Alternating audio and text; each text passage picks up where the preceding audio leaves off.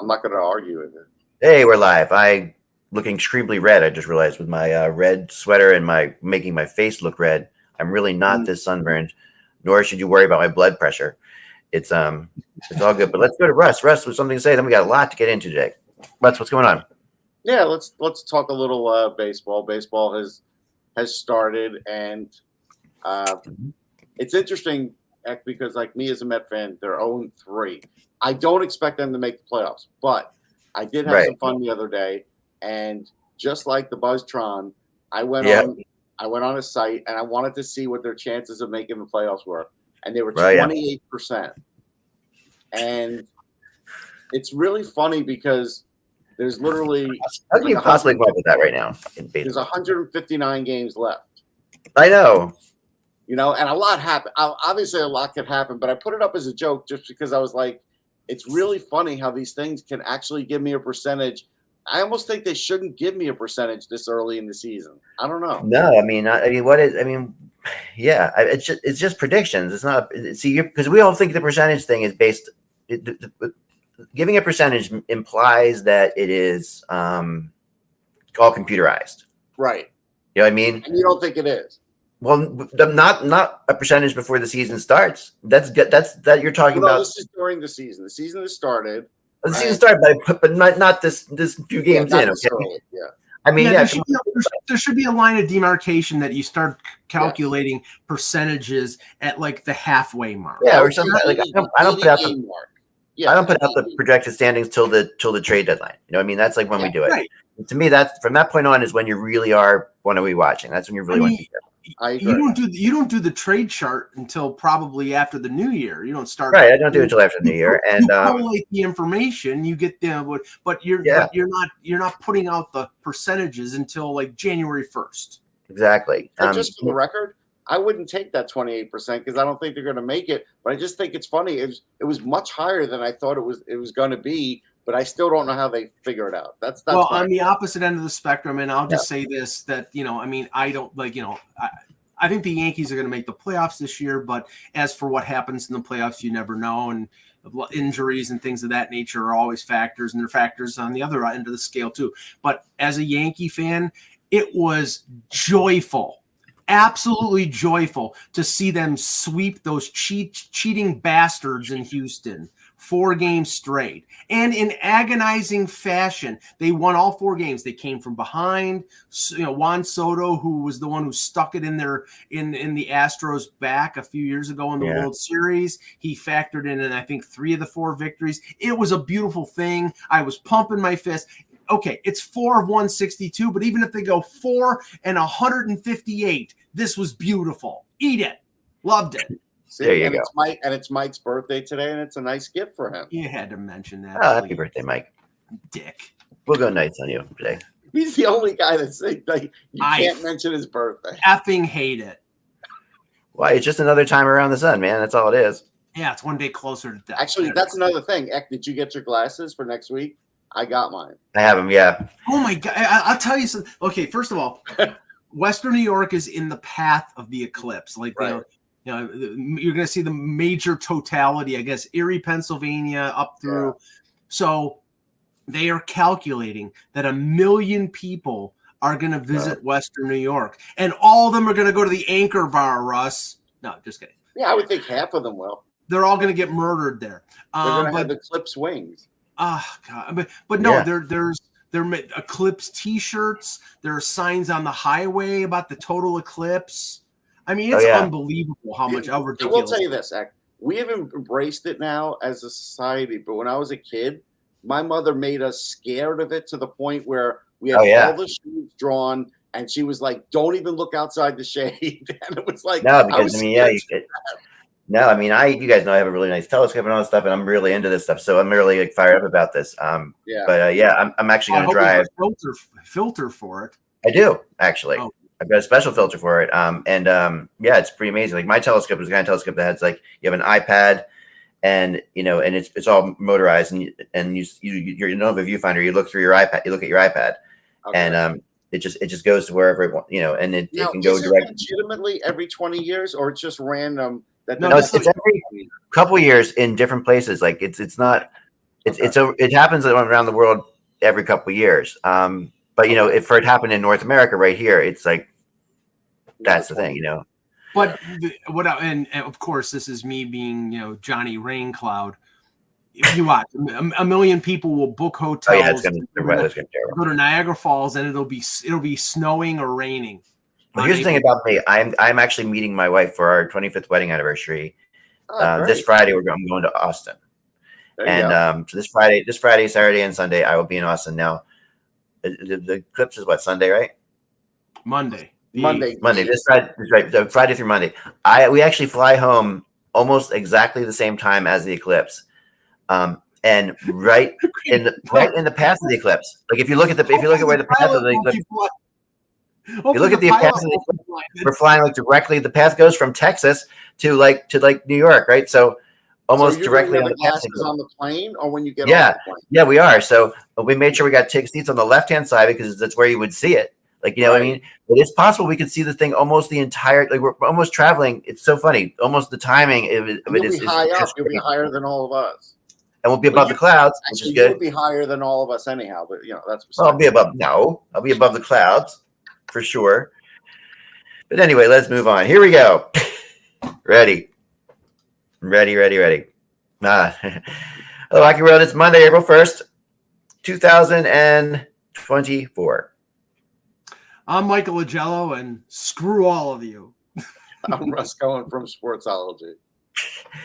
And I'm Echo, and you're watching HockeyBuzzcast on HockeyBuzz.com. This is the podcast that bringing you the ups and downs in the hockey world. And let's talk about the weekend because how the playoffs have changed. Everything has changed. Oh, yeah. Very interesting. Very interesting. And so the Buzztron over the weekend, for those interested, went 12-6 for the Friday, Saturday, Sunday. So that's pretty good. And who did the Buzztron pick in the Blackhawks game against the Flyers? No, definitely not. definitely pick the Flyers in that game. Okay. It's rare that it's going to pick upsets. It will pick them once in a while, and it did pick a couple really good ones this weekend. It did predict Nashville. If you remember, we were talking about Nashville its streak was going to end to Arizona, and it predicted that one right. So today, later in the show, we're going to get to the Buzztron and the final schedules for the Islanders, Red Wings, and Flyers, and how this can play out, like how it says it's going to play out. Because at this point, the Capitals, I think, are in the third position, and I think that's done. Here's how it's going to play out for the Islanders. Yeah, it depends. I will give you this hint. One team is going to end with 92 points. One team's going to end with 91, and one team's going to end with 90. That's how close those three teams are. So that's how I see this playing out. 92 points would never have gotten you in the playoffs in the past. I know. This year, 89 might get you in. I know. Maybe in the West, but I don't think in the East. No. Maybe it will. But obviously. We'll go through the schedules of those teams at the end of it, at the end of this whole thing too, which will be kind of fun to see. But the Rangers, man, they are taking over, and a lot of people think now that they're the odds-on favorite to win the President's Trophy again, Russ. Yeah, I don't think they're shooting for that, but they certainly could win it again. Yeah, no one wants to win it. I honestly think they should abolish the trophy because I never really realized, and I don't think any of us really did, what year it came into it. Like all of a sudden it was like 1985, 86. Here's the President's Trophy. Like why? Why did you make a participation trophy? I don't understand it. Yeah, there's no, I mean, other than home ice in the entire playoffs, there's no real, it's almost cursed. It's almost like, it's like you don't want to pick up, you don't want to win it because you're curse than a help. I mean, you do want the home ice is nice, but I just wonder, like, I want to talk to whoever created that trophy to ask them why. Why then? Why do we have that? Who was the last? Who was the last President's Trophy winner to win the Stanley Cup? Here's what I remember from the President's Trophy. What year was the President's Trophy brought in to play? 85, 86, I think. Okay. 85, 86. How many teams in the NHL at that point? Probably 16. I'll check. I forget. It might be 16, might be 21. It was over 20. It was like 20. 21 maybe? Let's see, 10. 21, 22, somewhere in there, I think, yeah. There were 21. 21. 21, okay. This is why that trophy was made. Because at that point, 16 teams made the playoffs. and you had a 21 team league. Right, And so they wanted to get 75% of the teams made the playoffs. And it makes just a whole They lot wanted to give some kind of they wanted to give as much legitimacy to the regular season as they could. So this was another thing that they did to do that. And this, and I kind of liked it at the time because even though it doesn't mean anything now, with like about half the teams making it, half the teams not making it, you're in a different it's very different. Like it doesn't all it means now is home ice. Hall of Fame. If it fell off the shelf, the Hall of Fame and broke, I would just throw it in the trash. Yeah, it just makes a whole lot of sense that in 85-86, 16 teams made the playoffs in a 21-team league, and now you have a 32-team league and 16 teams make it now. That's brilliant. I think it still makes sense. It's absolutely asinine. It is completely it is a complete joke. No, I mean 16 teams was back then. That was crazy that 16 teams made it, but they had to for money purposes. They had to have that many playoff games, so they had to. I think you the need joke was back then, Mike, not now. Like the joke was that 16 out of 21. No, that's true. Well, I think they're both jokes. I'm not saying it should be 80 because that was 80%, but I think it should be higher than 50. I think 50 is a really good number. I think 50 is. I mean, it's granted, it's still more than it is in other leagues, for sure. Although basketball, how many teams making in basketball? I thought you meant 50 teams. In basketball, they have a play-in. In basketball, they have it's 20 teams, and they have a play-in 7 versus 10, 8 versus 9, I believe it is. I don't follow the NBA that much, but I know there's a play-in, and I know they've expanded the playoffs, and it makes money for them. And this is a money-driven league. At that point, my mind checked out for a minute, and Eck was saying 50, and I'm thinking, 50 teams when the NHL expands to 50 teams and like 2077. Yeah. Then I mean, okay, if you're at 40 teams, Mike, maybe I see that. But to me, 50%. If half the teams make it, half the teams don't. I think that's pretty good. I think that's actually. Right, let's be like the Simpsons. The Simpsons predict everything. Right. We predict today that there will someday be 40 teams. I'm going to say yes. No. Oh yeah. Here's why. I think the NHL is at. I think it's cyclical, and I think the NHL is at one of its high points right now. And I think right now it's easy to look at that, but I don't think that I don't think it'll maintain that level. I think that I just don't see it maintaining. I think that it'll go down. It'll go down a little bit. It'll go up a little bit more. It'll always go a little bit higher eventually, but I think it's not I don't think it's a straight shot up for the NHL. Like I don't think. Mike, what do you think? In terms of where the NHL is, I mean, will they be? Do you think we have 40 teams in the future? No, I don't think it'll be. I don't think it'll ever be 40 teams. See, I think because I don't think there'll be enough unless they expand to Europe, which I don't think they ever will.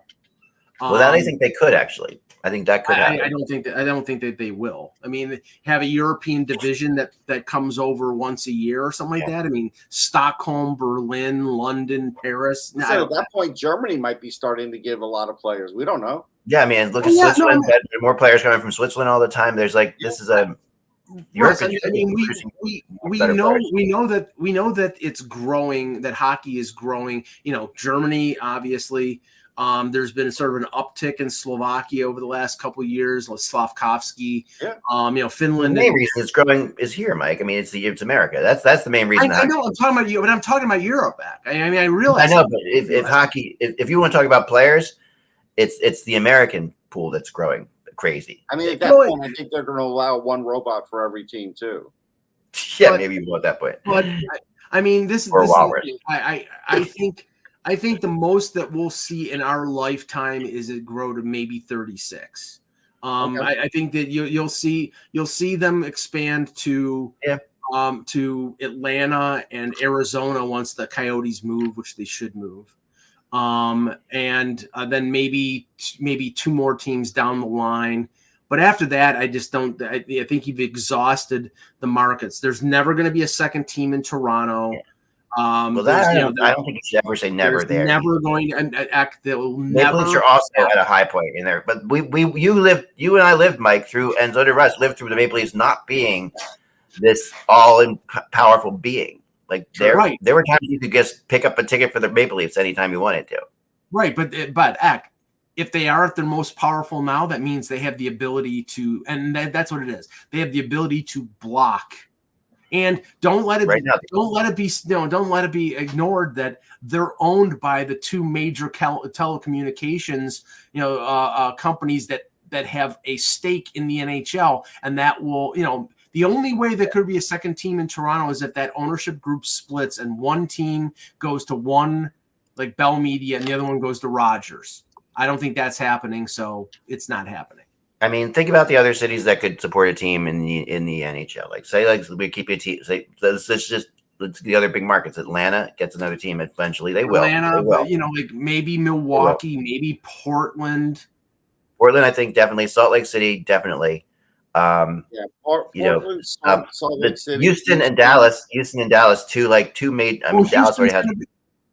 Houston's going to be where the Coyotes go. Yeah, right. But they'll have a team. Like that's a market. And then if you go through Canada, is there another big city? Not really. No, I mean, there's only Quebec City should be Quebec City. Right, but I don't think that's going to happen now. I'm going to say Cleveland. I'm going to add Cleveland. I'm going to add Milwaukee. So how many are we up to now? Cleveland, Milwaukee, Salt Lake City. That's 3. Houston. That's 4. I mean, Portland is 5. Yeah, I think it's going to be 40. 6. So you're looking at. I mean, you could get to 40. You could get just to 40, probably. Just to 40, yeah. It happened. Yeah. I don't think you can get beyond it because I don't think there's enough markets to go beyond it, unless you're going into Stockholm or whatever you're going to. That's when things change. But yeah, and then they'll have to come up with new phrases the original 6 is fine, but then they'll have to go with the last 32 or whatever. I don't know. They're gonna have to do something. Yeah, right. The original 32. Right. The original 32. I mean, I remember when we all 1980 when the league went to I think it went to 20 teams, right, or something like that, or we went to 20.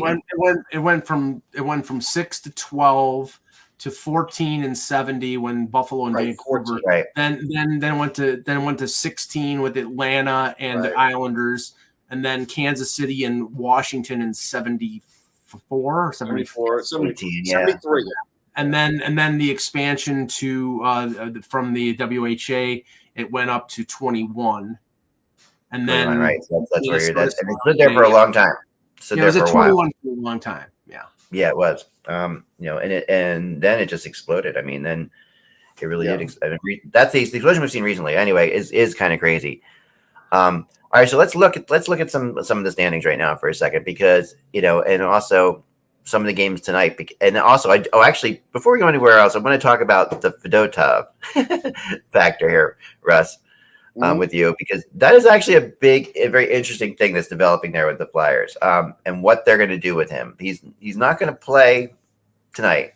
No, it would be moronic to play him tonight. Yeah, and why do you say that? One practice, maybe 2. I mean, that's a good reason. I mean, also what I've understood is he wasn't at practice today because the guy's been jet lagged like crazy. Like he is. There wasn't. I don't know. Today there was a practice. Yesterday there was a skate, I guess, but he wasn't there today. I don't think. Okay, so people were all nervous. Logically, okay. Yeah, logically. He's never played in the NHL. Right. He's never played in North America. Yes, he was in camp here like 7-8 years ago. He 8 years ago, played on some NHL rinks, but it's a small percentage of the KHL. So my biggest thing is, remember when Brizgalov came over and he couldn't communicate, not because of the language, because he just stunk. He couldn't communicate with the defenseman. Remember that? How much of a big deal he made out of that? Fedottov's going to have trouble with those guys, and they're going to have to play completely different for him than they would for Sandstrom. And for me, it's like, you're going to do this for one game, for the one back-to-back game down the stretch? Like, it just seems like too much to do, and why are they doing it for one game? Now, if there's an ulterior motive, like if Ursan loses 2 more, and they're going to be like, hey, we're going to put in Fedotov, he's going to save our season. Well, I think that's what's going to. I think that is the likely scenario here. Like, and I don't mean that. And that's risky as hell, man. No, it's risky as hell, but at that point you really have nothing to lose also. So I mean, Ursan looks tired, and he's played a hell of a lot of games. This weekend they got back-to-back games coming up. But they don't play after night. They don't play till Friday, so it's kind of crazy. The entire team looks tired. They do, and they've had a great crazy stretch, Mike. And when you look right now at the teams, it's interesting. There's a point of the season, and the Buzztron have had to figure this out. There's a point of the season at which games in hand start working against you or for you in different ways, and based on statistics and how they work. So, like right now, the Flyers. If you look at looking at that matchup between the Flyers, Red Wings, and Islanders, the Flyers have played 75 games. The Red Wings have 74. The Islanders have 73. All right. So you would say, okay, the Islanders have 3 more. They have 2 more games than the Flyers, and then and the Red Wings have 1 more game, and that's all true. But the also reality of that, when you start cramping this in, realizing this is all going to happen in 2 weeks, it becomes a lot harder at the end of the year to play more games. I don't know. I think it's worse when you're not playing because you have no control over anything. It is worse when you're mentally, for sure. But I have seen physically that teams that have these bunch of games at hand, they at the end of the year they tend to not win as many as they would in the middle of the year. Like it seems like there are teams that plan for that. This team planned for nothing. They didn't plan for load. No, they didn't plan for anything. I agree with you. I do agree with that. For anything. So the most interesting thing the other day was post game when John Tortorella said, "Oh yeah, York and Sanheim were gassed." Well, how did they get gassed, John? You keep Ronnie Attard, who's got young, fresh legs on the bench last game, and you're playing Eric Johnson. Yeah, they were baffling things. I agree, and I totally you just shake your head at. I totally agree. But the Flyers play tonight against the Islanders. Obviously, a huge game for both teams. And if you notice, Couturier now has moved into a spot where I think he's on the second line. Why is that? Because you can't play against the Islanders with Horvat and Brock Nelson and expect to win one faceoff with Ryan Poehling. Like I think they at least figured that. Right. That's true. So like I said, the Flyers don't play it after tonight until Friday. Then they have back-to-back on Friday, Saturday. Yeah. So this is this 4-day break with Fedotov in there. This is a good time for this break to happen for them. This is a good time for them to actually get. If they win, it is. If they lose, it's terrible. Yeah, tonight's game that's why tonight's game is so vital. And there's definitely no reason to play Fedotov in a game like this tonight. Like this would be insane. A lot of people are pushing for that. But no, I mean, and then as much as you want to see it, they don't even like you said. He's still jet lagged for it's he's like jet lagged. He's got pads that aren't broken in at all. Was the other thing too. Like remember his pads. He had to get a whole new pads, chest protector, whole friggin' thing. And he had to get it all approved. Remember, there's one guy that approves it. Right. Right. And the one guy that approved it all. They did get it approved from what I understood. But that's why obviously he was playing. He was in the backup the other night. He'll be back up again tonight. Who's the former Vancouver goaltender? Who's the measurables? Yeah, I forget. Is it Curry something? The approver guy. Yeah, I don't know who he is. It's one guy. He's a former. I think he's a former Vancouver. I know the Flyers were getting a lot of credit for having these pads like ready to go. Thank you very much. For a long time. Like they've had these pads like for 2.5 years ready to go because they knew the size of him. They knew they've had these pads ready for a while, which is impressive because you can't get pads that size immediately. Like this guy is huge. Like there's no getting around how big he is. Like he is. I saw him in the hallway. He's massive. He's giant, and and when he plays a lot on his knees because he's basically the same size as Urson on his knees. Like you'll see him go into that knee position quite a bit where he's so big that his kind of like Pekka Rinne did a lot of where you have like that, you're on your knees and he is like that. He's covering the top of the net still when he's on his knees. Like that's not. Here's my worry though. Yeah.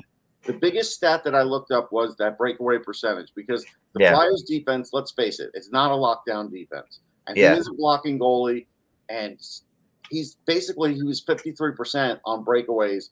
Not 53, 47. He was 47, and Urson was over 50. He was like 53, 54. And think about it. He is going to face a couple of breakaways a game. And the thing is, that's not his forte. That's the one thing. Yeah. Now, he might stop some other things Urson doesn't because guys are going to be intimidated. Sure. That's a possibility. Yeah. But, I don't know, man. The other day. The thing that's tough about him, I'm talking to some players who practiced with him this week. It's like they said, you just don't look like you have any net, like at all. Like when you're coming down. Oh, and that's the illusion. Right. That's the illusion. But you do. But his quickness, and he's very quick side to side for his size. He does have a lot of, he obviously is a talented goalie. And it's not as quick as Urson would be. Probably not, but I'm talking to people. They said they were amazed at how quick he was side to side. Now he's not like acrobatic, necessarily. I would say it's inherently unfair to put him in, but I think they're going to put him in, and if he gets embarrassed, I think it's embarrassing to the Flyers if they do that.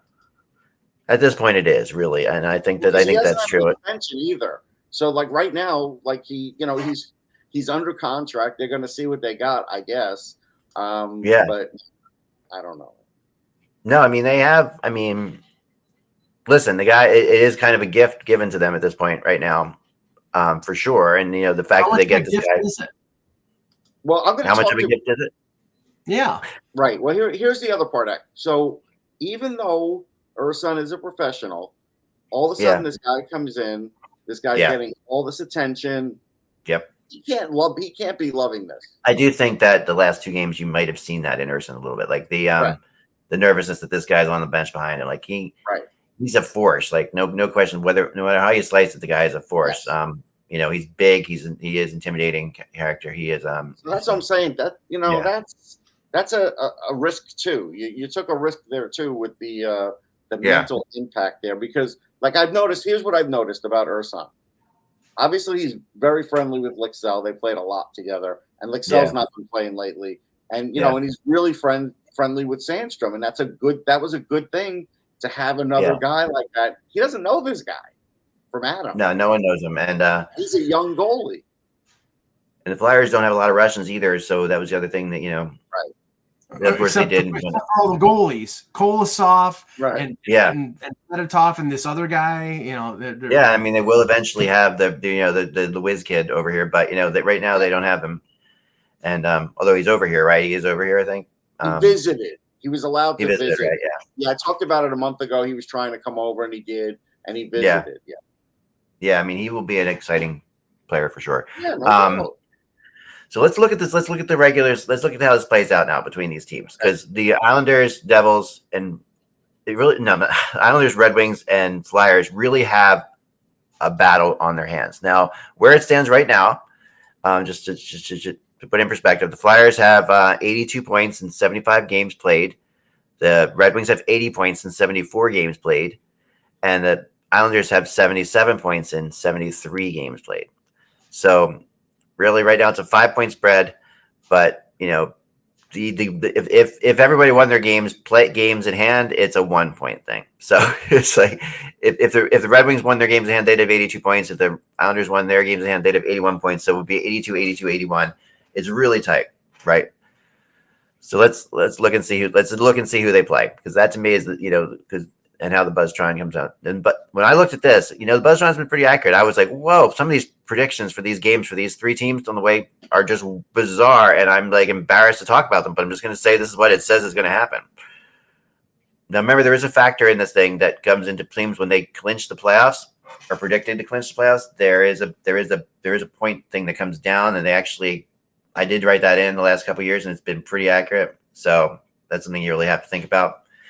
So there are some of these games that they're winning, that they're against good teams, are end of the season wins where they, probably could do that. Yeah. So the Flyers start with the Islanders tonight, right? And that is predicted as a loss. That's the Islanders win in regulation tonight, according to the Buzztron. So that's a straight up win in regulation. So the Islanders over the Flyers.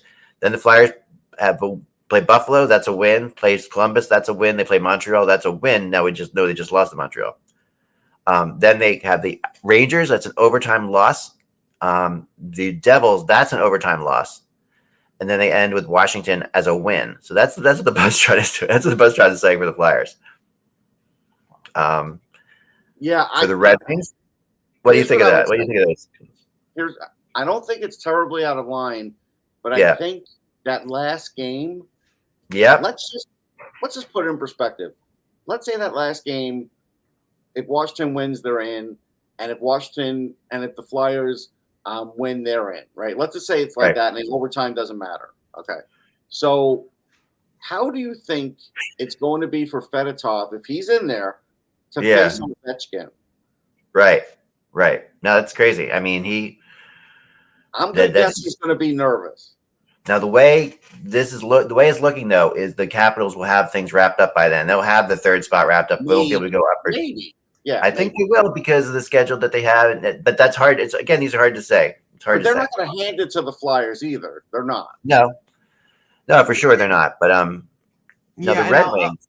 Go ahead, Mike. What do you think of that? I'll just say this because it's funny that how much the Buffalo Sabres have to say about because they think 8 games remaining. 2 of them are against Washington within the span of 8 days in Buffalo.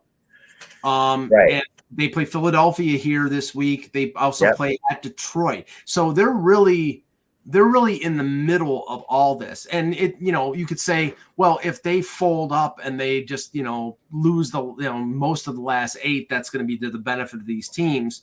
But, they beat New Jersey. They lost to Ottawa. They lost to Ottawa, but then they beat New Jersey. And really, they stuck a fork in the Devils. The Devils are now out of it. I think they're completely done. They have no chance. So, they did. And that was a shocking game. Yeah. So I mean, the Sabres could against the team, and the thing is you have to factor in the same thing with Washington that you have to factor in with Philadelphia. Fatigue is going to be a factor. I mean, Charlie Lindgren has never played this many games in his entire NHL career. I think he has more starts this year than he had in all the previous seasons combined before last year. Last year he played like 30 some odd games. This year he's played over 40, and he's played most of the last couple months. So, you could say they're on a roll right now, but that fatigue could come in with the Capitals and, teams that really have nothing to play for being fast and loose. I mean, the Sabres could really be a spoiler in this instance. They really have. They have a serious shot at being that. I know and in the past they have been that, and they've been that to the Flyers for sure. They knocked the Flyers out of the playoffs. They'll have Quinn's playing by then. Maybe he'll play better. I mean, so this is just like I've been telling people. This wasn't about who the Flyers were going to face. This was always going to be about, can the Flyers get through this, because not only are they gassed, but they're banged up. I don't think it matters who they face, because I can make you the argument like the same thing as Chicago. You could tell me these teams have bad records, but I'm going to tell you they still have good players on these teams. And they're playing the last games they're going to play all year, so they're putting everything into it. This is all they have. Right. And then you saw that with Chicago. Chicago and Montreal both showed up, and the Flyers didn't in those 2 games, and you have that from there. Now Detroit has a tougher schedule. I think the Flyers have the easiest schedule of the 3 teams, but they do have a couple teams in there that have given them trouble. The Red Wings have a tougher schedule, but play well against some of the teams that they're playing. So Tampa Bay is Detroit's first. That's tonight, right? And that is listed as a Tampa Bay as a Red Wings win. And they have historically played Tampa very hard, and this year played Tampa very hard. Then they play the Rangers, and that's listed as a win. So they're talking about 2 games there. Detroit, wow. If Detroit can beat Tampa and the Rangers in 2 wins, that's pretty shocking. And then if they lose those 2 games, the next 2 games, which are overtime losses, to Buffalo and the Capitals. This is what I mean about bizarre. Like, you look at this, like, whoa, wait, how is that possible? Again, some of these are back-to-back situations and different things. Lost to Pittsburgh, a loss to Toronto, and then the end of the season with Montreal twice, winning both of those games according to the Buzz. So that gets them to. I'll tell you how it all plays out in a second. Because the Islanders. Okay, the Islanders have Philly tonight. We said that's going to be a win, a regulation win too, which is important tonight. Like, the Red Wings really won a regulation game tonight. This is one of those situations where the Red Wings. Then the Islanders play Chicago. That's a win. They play the Blue Jackets. That's a win. The Islanders play Nashville. That's a loss. Then they play the Rangers. Now, at this point, the Rangers are going to be wrapped up. Like, they're going to be. They'll rest Trouba and a few guys. Yeah, so that's a win. Easy. They won't play him easy, but they'll rest guys. They won't play him easy, but they play the Rangers twice. The Islanders do. The Buzztron has it. They play home and away against the Rangers. The Buzztron has them winning both of them. So if they do that, the Islanders are in. You would think, but not really, because it has them losing to Montreal, but then beating New Jersey and Pittsburgh. So the Islanders record the rest of the way: 1, 2, 3, 4, 5, 6, 7. 7 wins, 2 losses. That's the Islanders rest of the way. The Flyers rest of the way is 1, 2, 3, 4, 4 wins, 3 losses. The Red Wings, the rest of the way is 1, 2, 3, 4 wins, 4 losses, but 2 overtime losses in there. 1 overtime loss for the Flyers. So what that all ends up with, the Flyers at 92 points in the 8th spot, the Red Wings with 91 points in the 9th spot, and the Islanders at 89 points in the 10th spot. So that's how it plays out right now. I can't say that that's not going to happen. Yeah, I mean, who knows, right? I mean, they have some weird wins in there, so also weird losses. It could end up playing out both ways, but this time of year, really hard to predict. Right. Yeah. Here's what I would say about Detroit. Like, the Flyers do not, as good as Konechny is, he's too banged up to be like a go-to, hey, he's going to pull us out, get us a Mark Messier win. But Patrick Kane probably could still do that for Detroit. Yeah, he could. He could. And that maybe is what could upset the Buzztron there. Yeah, but you're looking at Patrick Kane. If he went on a heater, I don't know if he the next 2 games, Tampa and the Rangers. Those are what the Red Wings have to look at. You're like, those are the next 2 games. It has them winning both of them. Now that's the Rangers. Granted, they might be starting to rest people pretty soon, but I don't think they're going to be resting them 2 games from now. I think we're still at the point where they want to get. You want to avoid, or do you? Does it matter if you finish in first or second in the Metro? No, probably not. No, I don't think it does. It doesn't matter.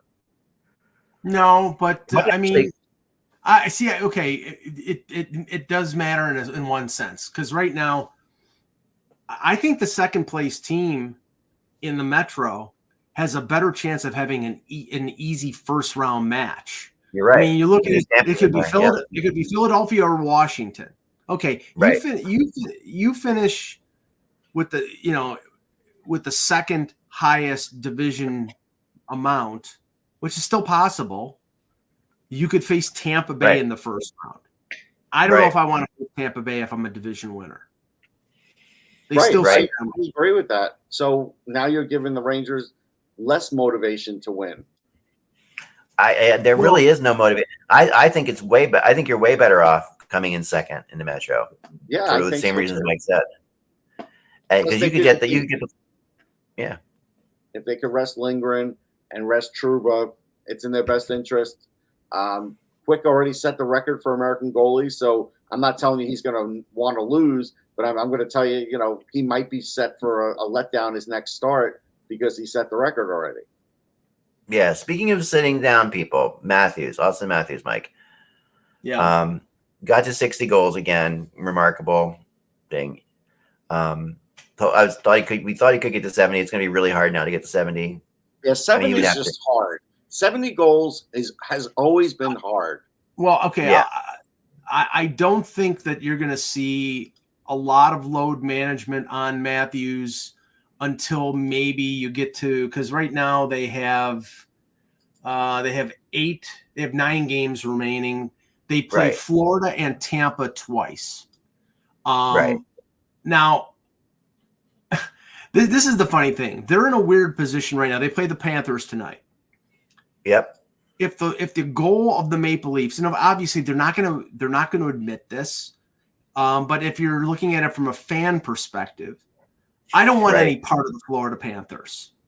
Again, I look at the potential 4 matchups that they could have in the first round, and the team that I least want to play of the 4 is Florida, and the team that I most want to play is Boston. And not because Boston's going to be easy, but Boston didn't add centers.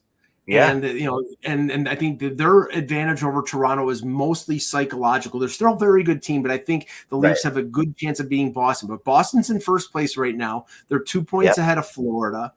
If the Leafs lose to Florida tonight, I think this is their game in hand. They'd be even with the Bruins. The Bruins and the Panthers play one more time before the end of the season. The Leafs could direct who they play based on what they do in the 2 games against the Panthers. Yeah. But if they then fall out of third place, if Tampa catches them, they fall into the first wild card, and then they could still play Florida or Boston, Carolina, or they probably will. They probably will play Boston or Florida, because I have a feeling it looks like the Metro team is going to finish higher than the Atlantic team. It really, at least it's how it's projecting right now. The interesting thing, and you're talking about Matthews and load management, if you get to the point at the end of the season, they play the Florida doubleheader back to back, the last 2 games of the season at Florida and at Tampa.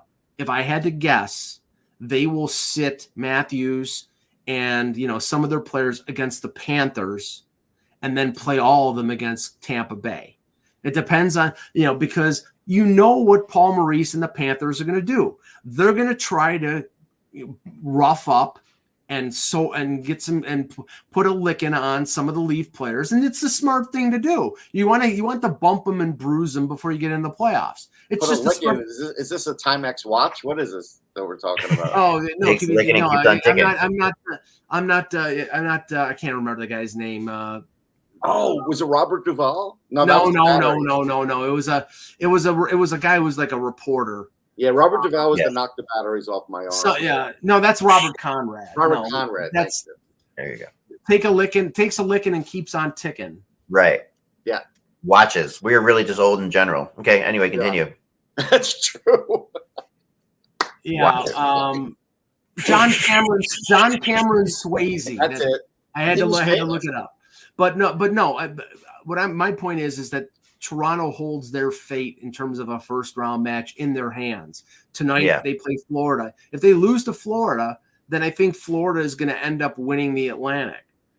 They have to beat Boston in Boston. But the thing is, I thought Florida was going to run away and hide, and they've really played like crap the last 3 weeks. Yeah. When we talked about that, I got mocked when I said Boston's projected to win this division. I still don't think Boston's going to win, but Florida is playing into the Buzztron's virus there, and it's like, I mean, they shouldn't be losing to some of the teams that they've lost. I mean, they barely beat Detroit on the weekend. I know they are.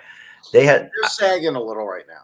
Yeah, they are sagging. I don't think that they really care where they finish so much. And I think that maybe they shouldn't. But the teams, I think that what's playing in it, they just want to get healthy. They've got some players that have been banged up, and the way the style they play in the playoffs is so physical that they know they're going to get players banged up in the playoffs. I think they're really just playing it out here. I think that there's not a whole lot of motivation. That's a tough spot for them to be in, because last year, remember, the benefit the Florida Panthers had was that they played hard like hell throughout the rest of the year, had to make the playoffs, barely made it. They made it on the last day. And because they were playing so hard, they came into the playoffs, playing better and took out Boston. This year, it's going to be the opposite. They're going to be coasting into the playoffs. And I don't know that that's the greatest thing for them, as it plays out. But right now, the Buzztron has Boston predicted at 113, Boston at 113, Florida at 112, Toronto at 107 as the final point numbers for those three teams. So, but I do think though that there will be, some,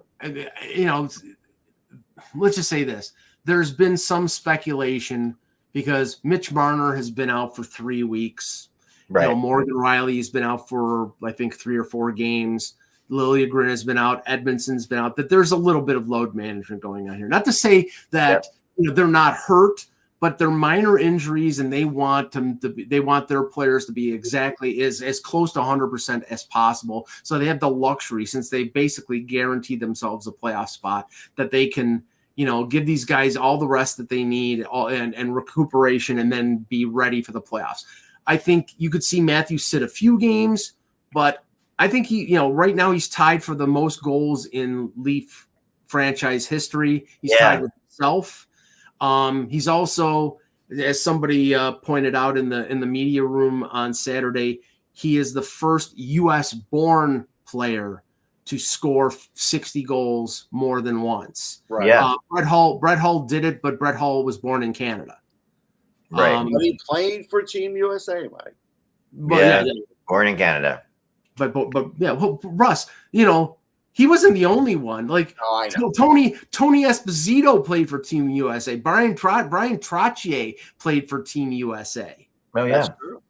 Yeah. So it was a bigger deal with Brett Hull, though. It was. Didn't Dave Poulin play for Team USA too at one point? I thought. I could. I would say, why would you want him? Sorry, Dave. I don't. Anyway, let's look at tonight's games, okay? Because tonight's games, we have 8 games on a Monday night, which is rare. So we got a big full schedule tonight ahead. So Colorado and Columbus, Buzztron, Colorado win in regulation. The Rangers and Penguins. Rangers a win in overtime / shootout. So that's giving the Penguins a little bit of credit here because Penguins have been off, but they always play the Rangers tough. The Rangers tough. So the Islanders, a regulation win over the Flyers, like I wrote. Detroit, a overtime win over Tampa. Florida, a regulation win over Toronto, Mike. Edmonton, an overtime win over St. Louis. Winnipeg, a regulation win over LA. And Seattle, a regulation win over San Jose. So that's tonight's games. The battle in the West for the wild card is starting to, it's over. It seems like it's over, but it's not totally over. Well, it's over. Is it mathematically over with? No. But when you have, and I'm just looking it up right now, I think it's a 7-point lead. It's over. Yeah, probably. Yeah, right now it's just you got LA with 87. The Blues have 82. LA's got a game in hand. So they're the only one that I think there's a reasonable shot of getting caught, but they've played better of late. So I don't think that's, it's possible, and I know that, Russ is going to say Binnington's played well, but he has, but I'm just saying LA, I think, barring a massive collapse, LA is going to fall out of there. The Buzztron hates the Kings. I'll just throw that out there for some reason. So it has them collapsing pretty good. I don't know why it hates them, but it does not and I got LA fans who are friends of mine who are like really pissed off at me about this. I'm like, I don't know what to say. It's like, let me ask you this, because there was the possibility, and it looked like a likelihood that it was going to be Oilers Kings part right. 3. I'm having a brain fart when it comes to my French. Part 3. Yeah. But now Vegas is at 90 points. LA is at 87. Right. It looks like more like Vegas, Edmonton. If I'm the Oilers, I don't want to play Vegas in the first round. Even Vegas that's not 100% Vegas. Right now it has Vancouver 110, Edmonton 107, Vegas 101, LA 96. Yeah, I don't want to play Vegas either because Stone will be back. Maybe. Yeah, Hurdle will definitely be Hurdle back. he's already got the red jersey on. Right. Yeah. But they're probably but I don't know how they can fit him in right now, Russ, if he comes off LTIR. I don't think he's gonna. I think that was a rumor. I don't think he's gonna. Right. So the Buzztron has LA at 96, Minnesota at 94, and St. Louis at 93. That's how. So here's the thing. Let's talk about Minnesota. But I don't think he can get any closer than that. I don't think he can. If Minnesota ends up at 94, was it smart of John Hine to pull the goalie twice in overtime? He won one, he lost one. So it's the same as getting the loser point, but you could have had 4 points, and you only ended up with 2. Based on what you're telling me, that could end up being a factor. It could end up being an issue. It could, and Aaron, what do you say to him, John Hine, at the end of the year? Well, you would say I didn't think that LA would collapse. That would be that close, because the way this is doing it, LA is LA kind of collapsing. They end up with 96 points. What do they have now, Mike? We just talked about that. Who? LA has 87. So it has them with the 9 points to go, only getting 9 games to go, only getting 9 points out of it. So that's not a total collapse, but it's not crazy.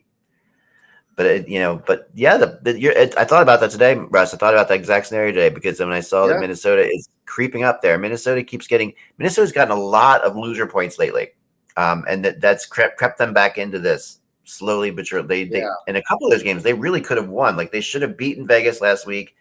They played a much stronger game. There's certain things they should have won, and they win a couple. If the Kings somehow don't make it, Rob Blake would get fired. Yeah, I agree with you. It would really be hard for the Kings not to make it, but it is possible, and it's close enough. I mean, because but that's how bad of a collapse it would be. It would be he's in trouble. Yeah, but that's what I think as far as Vegas, I think it's definitely Edmonton Vegas. I think that's happening in the first round. I think that's That going. see, I really want to see that, because then I'll definitely be picking Vegas in that series. And How Vegas, did you say that in advance when you don't know who's healthy? You don't. I don't care.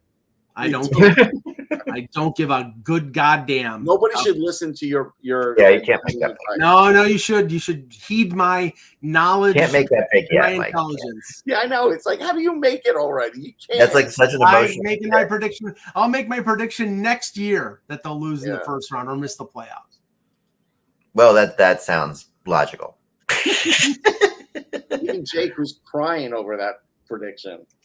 And Campbell could be the goalie for the Oilers. So, like, who knows? Oh my God! Then pick Vegas in 3. Then.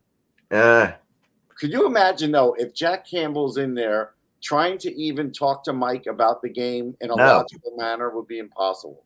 No, can you imagine if Campbell's in there and they won that series? Oh, that would be I don't know. That's what I can't imagine. So anyway. Yeah, you can't imagine it because it's not going to happen. That's a Disney movie. It's not right. Exactly. Yeah, who's playing Jack Campbell in that movie? The other team that's kind of crazy right now, and the team that's now predicted to win the Central Division. I know who it is. I know who he's going to play Jack Campbell in the movie. Nicolas Cage, because he played Jack Campbell. He played character's named Jack Campbell. No, I'm going to tell you who's going to play it. Wyatt Russell, because he was a real goalie and he's an actor. Okay. Right. Yeah. All right. So they're not predicted. They're actually predicted to come in second. Right now, the Western Central is Colorado 113. This is the projection. Colorado 113, Dallas 112, Winnipeg 107. Dallas.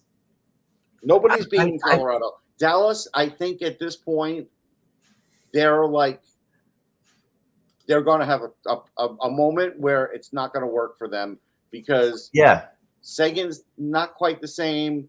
Ben's really not the same. Well, okay. They've done a lot of patchwork, and I think at some point they're going to spring a leak. Well, I mean, they have a 3-point lead, and Colorado has a game in hand, but Winnipeg has fallen apart so dramatically now. Yeah. Now, I'm not saying that they can't recuperate, but they're definitely going to finish in third. So but that's still what is a tougher out, because right now, if it's Colorado, Winnipeg, Dallas would play LA. I'd rather play the Kings. I'd rather play the Kings than play the Jets. Yes, because the Jets goaltending and the centers up the middle are very strong. Right. Yeah. I would agree with that. There's definitely a benefit to winning that division. And if Rick Dallas Bowness isn't back yet, is he? Who? Rick Bowness? He's not back yet. No, right? He's back. He is back? Okay, I didn't see him. Just came back. Okay.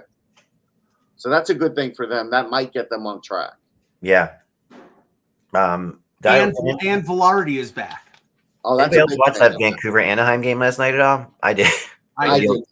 There's only one game on, and for some reason I was awake because it was a super late game. I was watching college hockey. I wasn't watching that.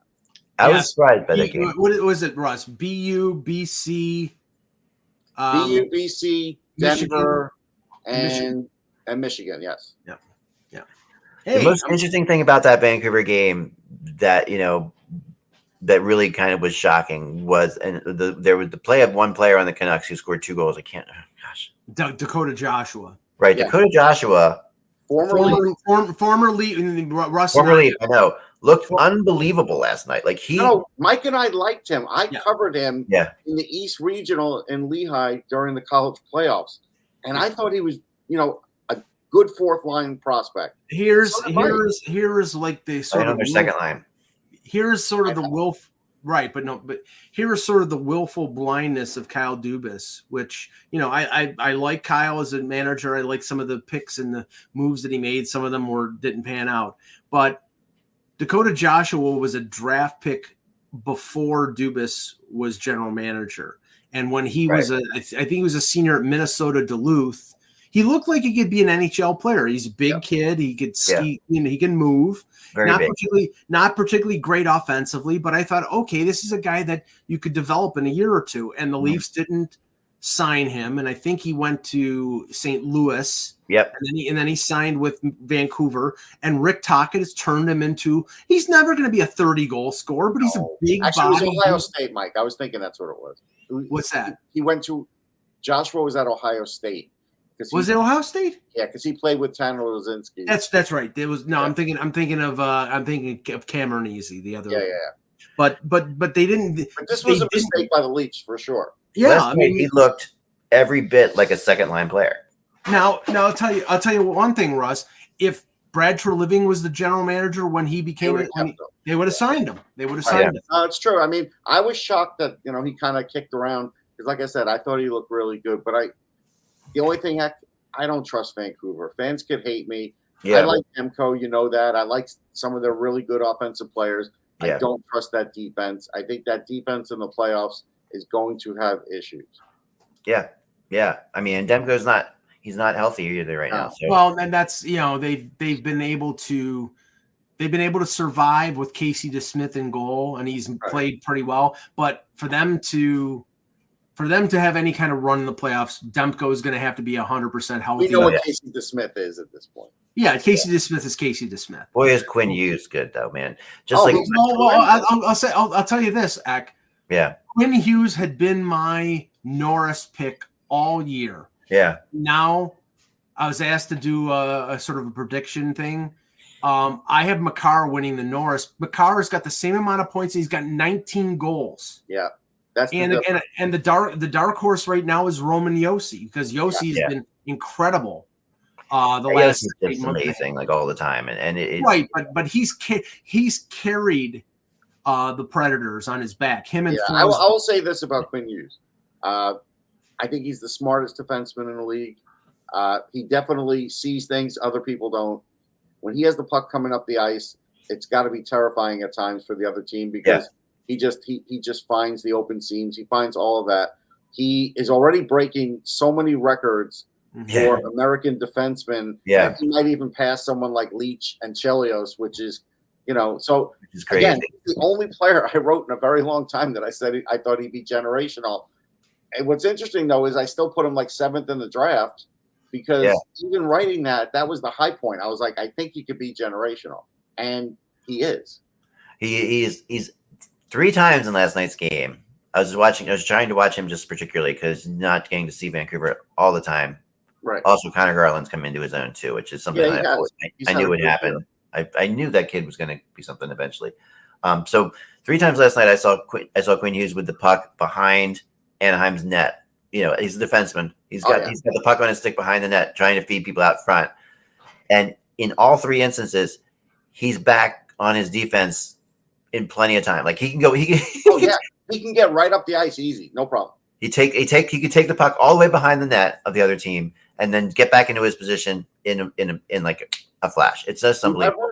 Whoever taught the Hughes brothers how to skate, and it's probably Barb Underhill, but whoever did it, they're the best skaters in the league, those Hughes brothers. And they're not just the best skaters in the league. They are the best at going from point A to point B. Like they know where they have to be. So they're fast, but they're also incredibly accurate as to where they have to go to. So their edge work is supreme.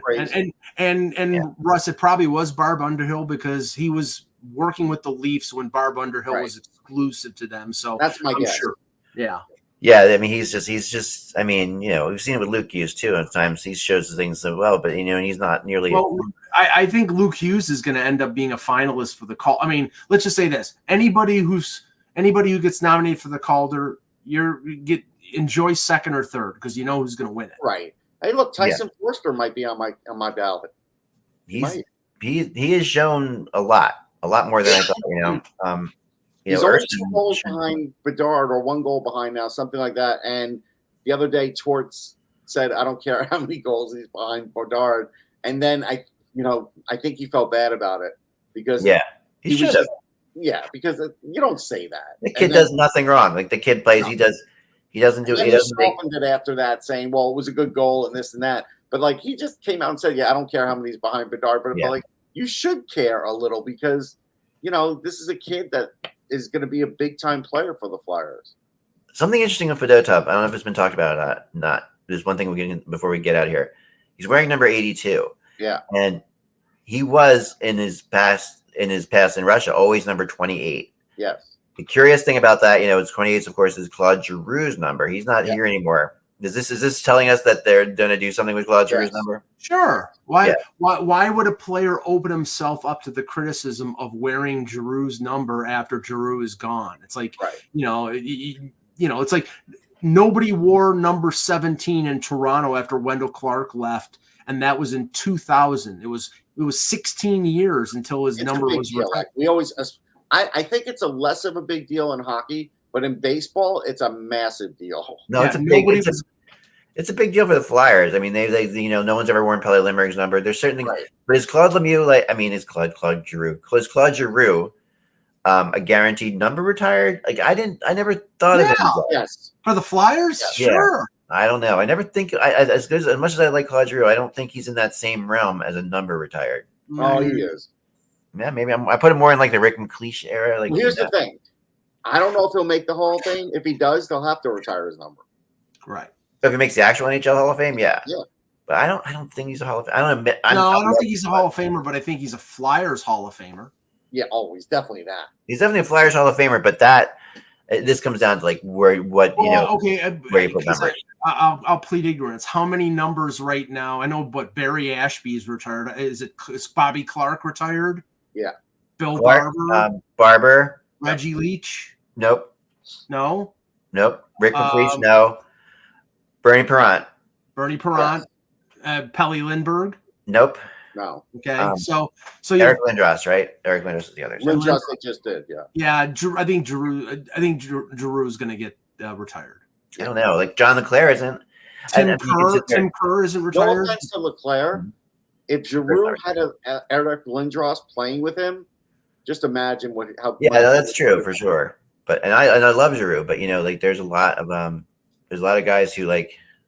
I don't know. I put in the same, not a lot of guys. He's rarefied air. But let's put it this way: if you want to look at as far as homegrown Flyers stars, I mean Richards, Carter, they're not as good. Oh yeah, neither are as good. It's a short list. It is. No, there's no question about that. And people are getting mad at me in the chat room for this, but I'm like, and I share a birthday with Claude Giroux. I'm a big fan of Claude Giroux. So his first interview when he came up to the NHL, when I took him around in my car a long time ago. Yeah, I remember that. I really like Claude Giroux a ton, and I thought his talent was crazy talented, but I just don't put him in that. I put him in that Rick McLeish, Reggie Leach era, and Tim Kerr, that realm.